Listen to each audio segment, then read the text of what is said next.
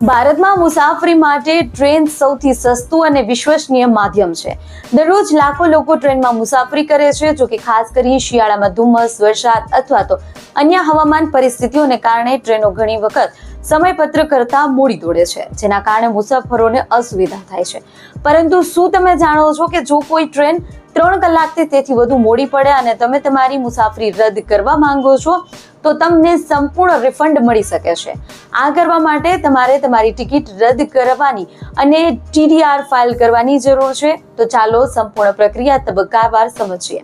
જો તમારી ટ્રેન 3 કલાક તેથી વધુ મોડી છે અને તમે તે પ્રવાસ નથી કરવા માંગતા તો તમે ફ્રીમાં તમારી ટિકિટ રદ કરી સંપૂર્ણ રિફંડ મેળવી શકો છો.